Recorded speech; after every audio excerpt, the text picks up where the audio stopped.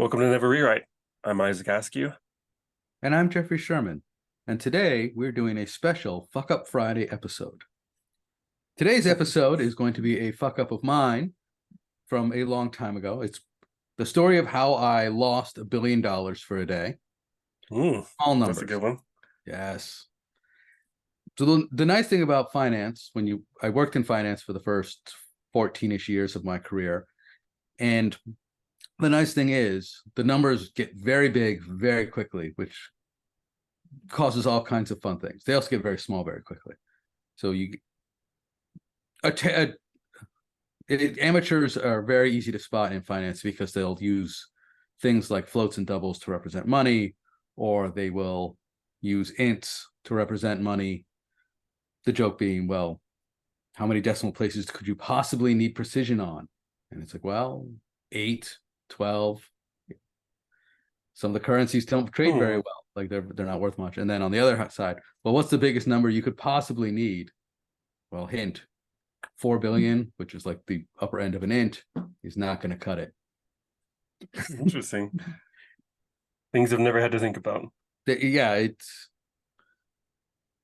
the takeaway is if you see somebody using a floating point number to represent money, realize that they are an amateur and gently correct them. that you cannot do that. You are asking for pain, and you will get it. So for this particular story, I was in charge of a system called the drop copy. If you've ever watched an older movie where people are trading in the pits in Wall Street, you've got the guys in the vest and they're making hand signs and gestures and they're writing things up with pencil. Pre-90s, or before they closed the pits, they would they would make all these gestures at each other and then they would write it down, and they would take the little pieces of paper and they'd hand it to runners, and runners would then go and run them to literally a phone. They would call up what was called the back office. The back office would write it down.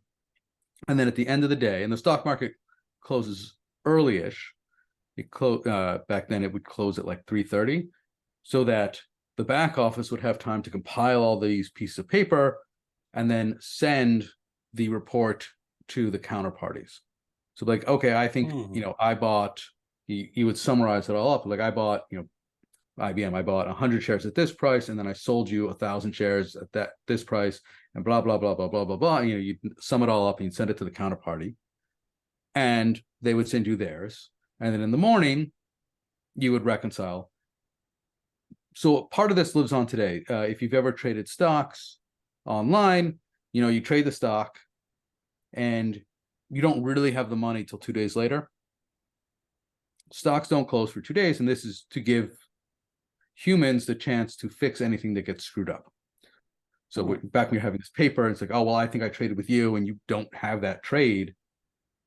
Now the back offices have to work it out. It's like, oh, okay, well, I think I have this trade. You don't think you have this trade. Or you think it was at a different price, and then that they have to work it out manually. And that's why there's 2 extra days in the system. Oh, interesting. Now, when it got computerized, we're talking 2003, our drop copies will be done 10, 15 seconds after the market closed, and we'd be on our way. Now, at this point, I was working for a company called INET, which had revolutionized everything. It opened the door to high-frequency trading, all kinds of wonderful and terrible things. And we had totally defeated our biggest rival called Instinet. And because this is capitalism and not, a fable about morals, Instinet responded by buying us. That's how they fixed us. If you can't beat them, buy them. Okay. And so now I had to work with my counterparty, who I'm going to call Bob, because I have not worked with a developer named Bob in many years. And this developer's name was not Bob. I got it. I'm going to call this guy Bob. And Bob owned the drop copy system for Instinet. And Bob was lazy and not a very good programmer. Okay. And his system was buggy and mine was not. And so every day I would come in the morning and Bob would be like, hey, your system's screwed up. There's, a problem. And I'd have to go through the logs and reconcile what he had versus what I had. And an hour later, I would show Bob, hey, look, I'm right. Your system didn't process this message here. Here's where it is. Here's, probably where the bug is in your code. I think at this point I had the code, so I would even just show him, like, here's your bug. Mm-hmm.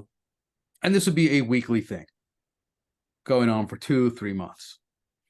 And so one day, of course, it's the one day I come in and Bob's like, hey, you've screwed up again. And I believe I was hungover. And I was like, I have not screwed up again. Okay. I have never screwed up. It's never been my fault, Bob. Today, I want you to do the debugging and you prove to me that it's my fault before I look at it, because it's always been your fault, your software. How did he take that? Or did you literally say that to him, or just suggest it in different ways? As I remember it, I was hungover, so I don't think I said it very loudly, but I was just like, and I said more or less that to him. All right. And it was not a wonderful relationship between Bob and I. Yeah, doesn't sound great. Because at this point, I had spent many, many hours fixing his bugs, and he wouldn't even look at the logs before just declaring, oh, there's a bug on the other side. Got it. Yeah. I think I'd probably respond similarly. Right. You're just frustrated. So, of course, it was my fault that day. Okay. I had rolled out a change, and it was wrong. And I hadn't gotten it testing, and it made it all the way to 5 minutes before the end of the day, before this specific message with whatever type it was that hit the bug that I had introduced and stopped. In financial software, in trading software specifically, you do not want to continue on you don't want to recover and do your best. You're like, you want to. The software was designed to move very fast and completely decompose at the first sign of trouble. It's like, I don't know what's going on. Something's wrong. I'm putting my hands up. I'm not doing anything. Seems safer. That is so much safer than trying to continue on in a degraded state. So 5 minutes before the closing bell, my software had stopped. So it had stopped $1 billion short. Our counterparties were very angry. Wow. Okay. Because the tape was wrong. Now, the good thing here is it's all based off of a tape, and the tape is completely deterministic. A wonderful episode we could do in the future is how a sequencer works, because it's distributed state at scale. Right? If you've got a system moving at 1 million events a second and you want to have distributed state at scale, Kafka is not going to do that for you. Kafka will distribute the events, but it's not going to give you state. You need to layer other things on top. And so we have a distributed state at scale, which means that it's highly deterministic. So I could actually take the tape. Literally, It's not literally a tape, but it's a sequential numbered system of data, and you take it and you replay it, and it takes 15 minutes, to replay the whole day, because you're going from disk to your machine. And yet, sure enough, it stops. Mm-hmm. And so I'm like, oh, okay. So I fixed the bug, replay it. Wait, what was the bug? I don't remember. It's 15, come 20 on, years ago. It was something stupid. Well, it probably wasn't stupid, but okay. I had an offset wrong. Mm. For this kind of data, you're talking, this stuff was going fast enough. So it's all Java. And I remember being in arguments about big endian and little endian, where in computers, the most significant byte is first, and on networks, the least significant byte is first. So every byte, when you read it off the network, the code has to flip it, like flip the order of the bits. And our software, when you're doing, trying to get as fast as possible, our software didn't flip bits. It took it network order. Okay. And I remember this discussion because there was a the guy's name who came up with this encoding scheme, his name was Endian, Eindin. Loosely remember this from college days, yeah. Right, and so there's Big Endian and Little Endian, right? Which way? From Gulliver's Travels. Right, That's the joke. and yeah. when I remember sitting in the meeting where we discussed it, and afterwards, a developer who was Indian turned to me and was like, "Dude, what was up with that fucking racist shit about Big Indian, Little Indian?" Really? This hadn't been a popular concept in programming at that point. I guess not, or maybe this guy just wasn't very good. I'm trying. Been many. Okay. The only thing I really remember is he's Indian, because otherwise the story wouldn't make sense. Right. You know, that I'm like, no, Indian. It sounds like Indian, but there's an E at the front. It's a person's name. Which end do you eat the egg from? Which was a joke from Gulliver's Travels. The big end or the little end of the egg, the pointed end of the egg. Yes. And they were like a warring tribes or something with different opinions on how to. I think it was eating the egg or something like that. Yeah. Yeah. Gulliver's Travel. I read that once, and it goes on far, far too long. Yeah. All right. Anyway. So I had screwed up the message parsing at some point. I'd added something to handle a new field, and it blew up. So I fixed it, and because everything's replayable, because it's all highly deterministic, or it's not highly, it's completely deterministic. Mm-hmm. I was able to replay it and generate the file, and then everything went on. So I only lost the $1 billion for a good 4 or 5 hours, and I had to debug it while hungover. But that's a long time to have. That's a long time to be sweating $1 billion. Yeah. Yes.